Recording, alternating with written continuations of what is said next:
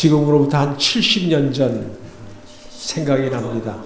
그때는 저희 집이 좀 멀었어요. 그래가지고는 아침에 가가지고 일찍 가가지고서 이제 그 난로에다가 그때는 장작난로 있었거든요. 장작난로에다 불을 떼요. 불을 떼면은 그게 나무가 잘 타면 되는데 잘 타질 못하면은 연기가 그냥 나와가지고 아주 그냥 자욱했어요. 그렇지만은 그 아침 새벽에 일어나가지고 교회 가가지고서 예배드리고 그 다음에 올 때는 얼마나 그 조그만 마음에도 기분이 너무 좋아가지고 상당히 그런 생각이 듭니다. 근데 지금도 오늘 아침에 오니까 이제 그날이 오면 찬미를 부르니까 그냥 마음이 그냥 확 트이는 것 같아요. 예? 그게 좀 이상하죠? 집에서 부르는 거고, 이 교회 와가지고 이렇게 여러분들과 함께 예배 드리면서 찬양하고 기도하는 그 시간이 참 얼마나 중요한지, 또 우리의 마음 속에 큰 감명을 줍니다. 그래서 오늘 이 아침 참 무슨 말씀을 드릴까? 우린 지금 벌써 여기 계신 분들은 초신자가 한 분도 없어요. 그래서 지금 몇십 년 동안 말씀을 들었다고요. 예? 그런데 문제는 뭐예요? 예? 왜 전영철 장로님, 문제는 뭡니까? 실천을 하지 못하기 때문에 그게 문제예요. 지금 예수님은 성령을 주시려고 우리를 기다리고 계시는 것입니다. 그렇지만은 우리의 마음이 변화되지 못하기 때문에 지금 잡고 계시는 거예요. 잡고 계시는 거예요. 언제 이 사람들이 마음 문이 열릴까? 그러면은 그들에게 주려고 애를 씁니다. 근데 누구보다도 사단은 먼저 그걸 알아요. 이제 마지막에 남은 백성들이 성령을 받을 것을 알기 때문에 그 일을 먼저 시작하는 겁니다. 사단이. 그래서 이 카나다의 토론토에 가면은 빈야드 철치라고 있어요. 그러면 세계 여러 나라에서 어떻게 돼요? 성령 받기 위해서 옵니다. 그럼 너무 잘 되어 있어요. 뭐 한국관, 뭐 카나다관, 미국관 할 것 없이. 근데 요즘은 목사님들이 성령을 받지 못하면은 일반 교회에 사역을 못해요. 그래가지고 거기 온 분들 보면 거의 다 목사님입니다. 그러면 그날이 되면은 그냥 그 토론토가 완전히 마비가 되는 거예요. 그냥 공항서부터 숙박업소부터 그냥 모든 게 다 그냥 마비가 됩니다. 사단이 먼저 알아요.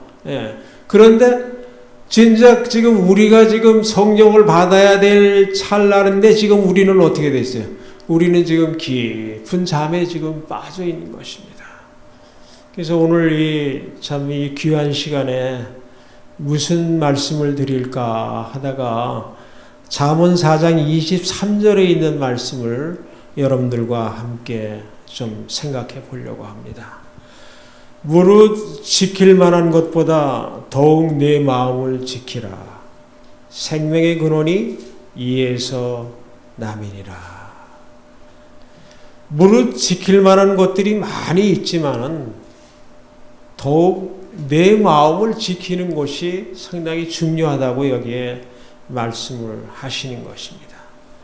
지키려는 말은 악한 것을 피하는 이 소극적인 자세가 아니라 악한 것과 담대히 싸워 이겨서 신앙의 성장을 이룩하라는 적극적인 태도를 권면하는 말씀인 것입니다.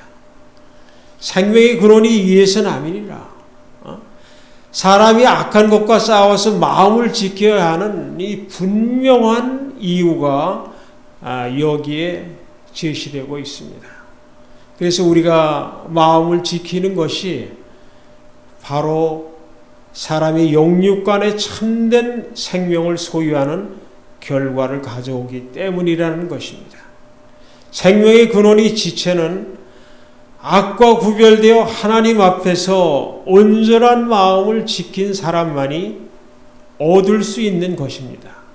이렇게 해서 지혜를 얻은 사람은 또한 그 결과로 구원을 받는 것입니다. 사랑하시는 여러분, 예수님은 지금 누구를 찾고 계시냐면은 누가 예수님을 닮았을까? 지금 여기 지금 여러분들이 지금 참석을 하셨는데 누가 예수님의 마음을 닮았을까 하고 찾고 계세요. 그런 사람을 통해서 이제 성령께서 인을 치시는 것입니다. 그래서 참 우리가 여러 해 믿었지만은 우리의 마음을 지키는 것은 상당히 중요해요. 더군다나 참 가까운 사람들끼리는 더 힘들더라고요. 그래서 더 이렇게 이제 집에서도 보면은 제일 가까운 사람이 와이프잖아요. 그냥 보면 그냥 서스럼 없이 그의 말이 나오는 거예요. 그렇게 되면 듣는 사람은 상처를 받는 거예요. 그래서 참 이 마음을 지킨다는 것이 쉬운 것 같아도 어떻게 돼요? 상당히 어려워요. 그래서 이 인디안들 이 상형 문자에는 이러한 것들이 있어요. 인디안들이 남긴 상형 문자에 보면은 어린아이의 마음은 이 세모 모양을 그렸다고 그래요. 또 어린의 마음에는 동그라미 모양을 그렸다고 합니다. 그래서 죄를 짓는 만큼 그 회전하면서 뾰족뾰족한 모서리로 마음을 긁기 때문이라고 생각을 인디안들은 했다는 거예요. 그러나 살아가면서 모서리가 점점 닳아 동그랗게 변하고 또 그래서 어른이 되면 잘못을 범해도 아픔을 별로 느끼지 못하게 된다고 여겼다는 것입니다. 여러분, 어린아이들은 상당히 순진해요. 단순해요. 그래서 뭐를 이렇게 좀 느끼게 되면은 금방 자극을 받습니다. 그래서 예수님께서도 말씀하시기를 너희가 결단코 천국에 들어가려면 어린아이와 같은 그러한 마음을 가지라는 거예요. 깨끗한 마음, 순진한 마음. 그런데 어른이 들어갈수록 어떻게 돼요? 우리의 마음은 점점 무뎌지고 또 죄를 식별하는 그러한 능력이 떨어져요. 그렇기 때문에 그저 처음에는 그저 좀 느끼는 것 같다가도 어느 정도 시간이 흐르면은 어떻게 돼요? 마음이 상당히 굳어지는 걸 볼 수 있습니다. 마음이 깨끗하고 이렇게 굳어지지 말아야 되는데 우리의 마음이 굳어져요. 그렇기 때문에 이게 상당히 문제가 되는 것입니다. 여러분, 마음속에는 어떠한 것들이 있을까요? 우리의 마음은 여러분들이 어떻게 생각하세요? 우리의 마음속에는 뭐가 있을까요? 여기 지금 이 한국 국어사전에 보면은 마음속에는 사람의 지, 정, 의의 움직임이라고 그랬어요.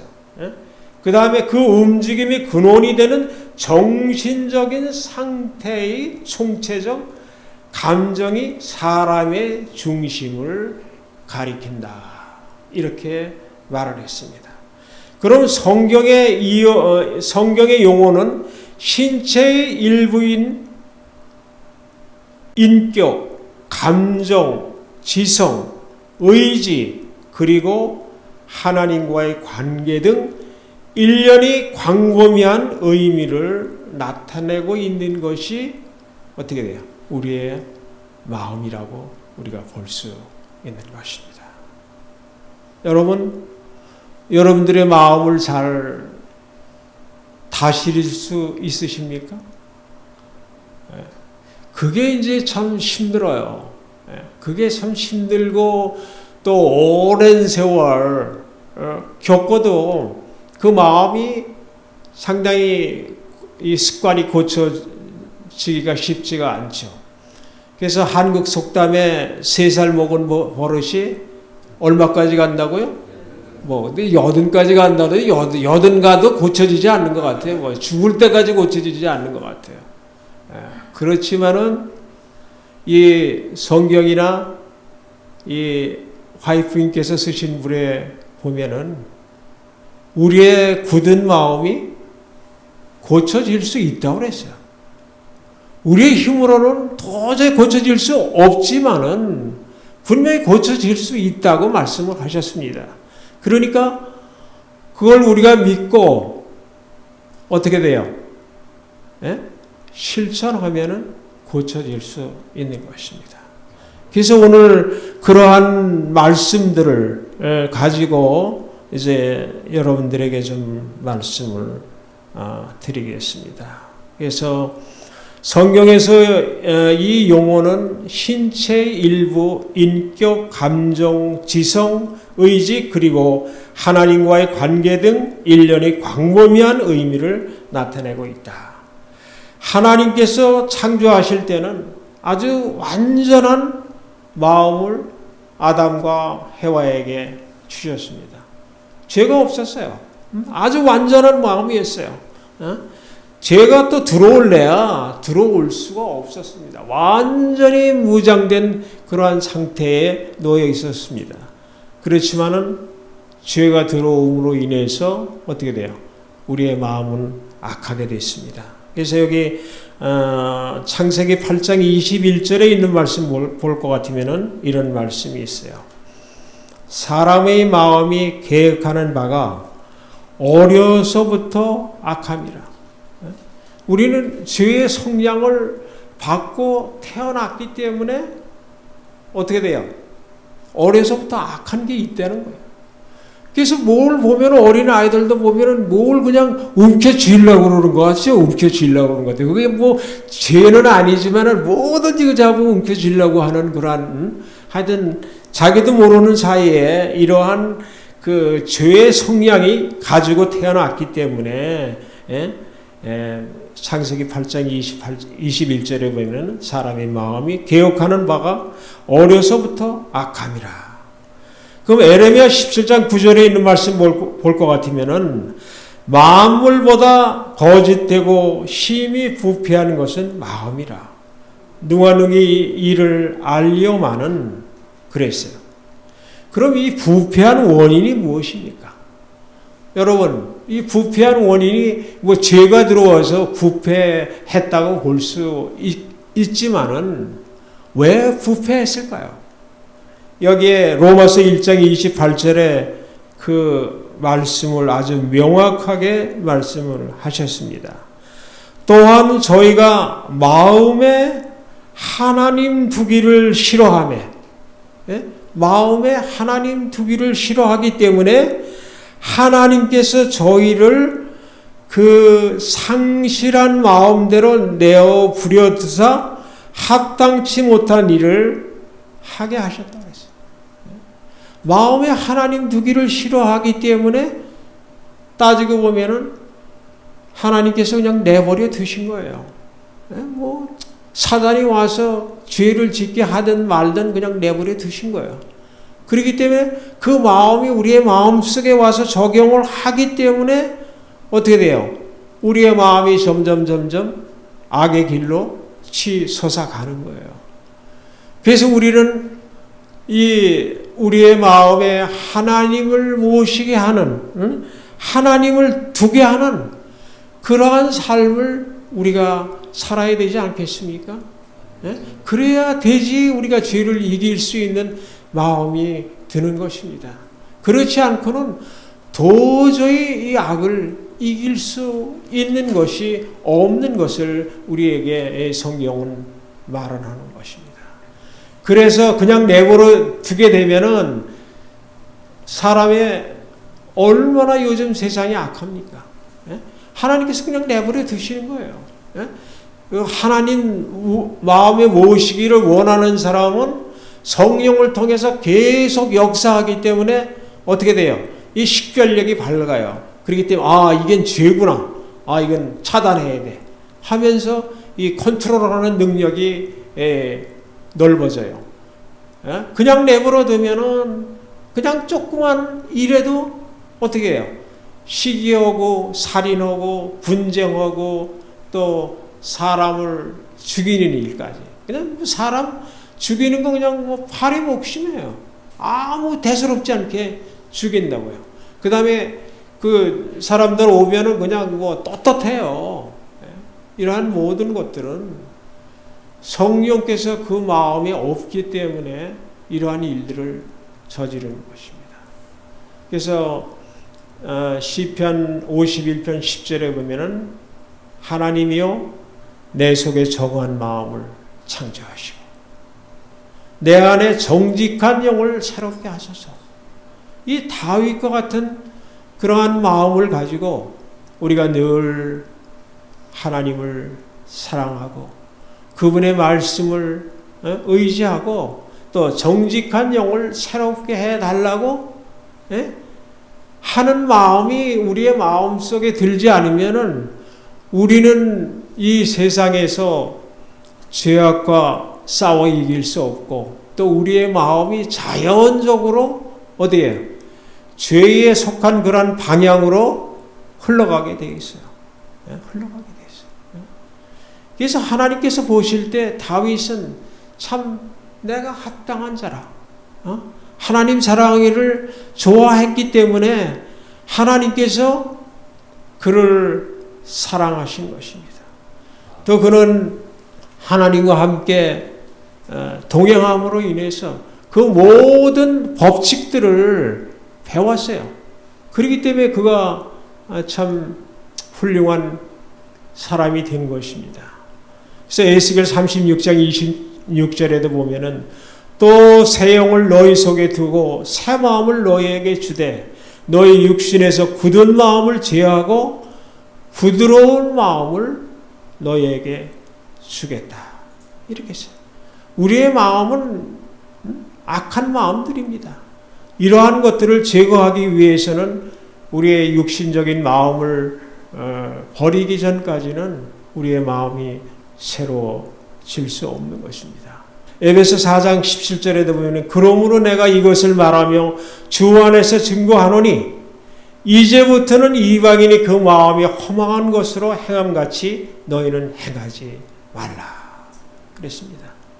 근데 여기에 이제 화이트님께서 쓰신 말씀 부분에는 영적 성장은 우리가 매일 새롭게 시작해야 하는 과정이다. 오늘 우리가 우리의 영적 성장은 우리가 그냥 한날에 저걸로 끝이는 게 아니라 매일매일 우리가 움직여야 된다는 거예요. 여러분 우리가 식사 안 하면은 어떻게 버틸 수 있어요? 버틸 수 없어요. 그와 마찬가지로 영적 성장 우리가 매일 새롭게 시작하는 것이다. 그냥 뭐 오래 믿었으니까 저절로 되는 게 아니에요. 70년, 80년 그냥 한 60년, 50년 이렇게 살았지만은 그 일이 저절로 이루어지는 게 아니라는 것입니다. 그러니까 매일매일 어떻게 해요? 새롭게 시작해야 된다. 새롭게 시작해야 된다는 거예요. 그러니까 이게 절대로 쉬운 일이 아니에요. 그래서 항상 도전적인 정신으로 이렇게 살아가야 우리의 믿음이 이길 수 있다는 것을 여기 말씀을 하셨습니다. 화이트는 성령의 충만함을 받는 사람이 얻는 품성의 개발을 다음과 같이 말했다. 엘렌 화이트는 성령의 충만함을 받는 사람이 얻는 품성의 개발을 다음과 같이 말했다. 하나님의 성령이 사람의 마음을 사로잡을 때 생애가 변화된다. 죄악적인 생각은 사라지고 악한 행위와는 인연을 끊게 된다. 사랑과 겸손과 화평이 분노와 시기와 분쟁을 대신한다. 기쁨이 슬픔을 대신하고 용모하는 하늘의 빛을 반사한다. 만약 저들이 계속적으로 생애를 바라본다면 저희의 마음과 정신이 그리스도와 같은 형상으로 변하게 될 것이다. 아주 참 귀한 말씀이죠. 변할 수 없는 게 아니라 변할 수 있다고 그랬어요. 우리 속담에는 3살 먹은 버릇이 80까지 간다고 그랬지만은 여기 분명히 보면은 그러한 마음이 변할 수 있다는 것입니다. 그래서 오늘 여러분 이 아침에 이 짧은 시간에 희망을 가지시고 우리가 하나님의 말씀에 순종하는 그러한 삶을 살아가시기를 바랍니다. 그래서 그분을 좋아하고 또 기뻐하며 그분과 즐기는 개인적인 시간을 많이 가지면 가질수록 어떻게 돼요? 애정이 깊어지면서 그분을 더욱 닮게 된다는 거예요. 그러니까 우리가 사랑하는 사람 처음 만났을 때하고 똑같은 과정이에요. 그래서 우리가 예수님을 사랑하게 되면은 어떻게 돼요? 더 말씀을 보게 되고 또 기도하게 되고 또 어떻게 이렇게 되죠. 또 사랑하는 사람 만나면 어떻게 돼요? 더 만나고 싶고 더 대화하고 싶고 왜 그렇게 시간이 짧은지 더 길었으면 하는 그런 마음이 같잖아요. 그러니까 우리 저기 그 전에 고등학교 다닐 때 그 성경 선생님이 그러시더라고요. 예수님과 여러분 연애하십시오. 예수님의 믿음이 자라나려면 예수님과 연애하시지 않으면 여러분 믿음이 자라날 수 없습니다. 그러더라고. 그러니까 그때는 막 웃기만 했어요. 그러더니 지금 나이가 먹어서 들으면 그 선생님이 말씀이 맞는 거예요. 맞는 거예요. 우리가 예수님을 더 사모하고 예수님의 말씀을 하면은 누구처럼 닮아가요? 예수님처럼 닮아가는 것입니다. 그래서 우리의 마음이 변하는 것입니다. 그래서 많은 생각들이 기록되지 않는 하루하루의 역사를 만든다. 그리고 이러한 생각들은 성격 형성에 밀접한 관계가 있다. 우리의 생각은 엄격하게 경계되어야 한다.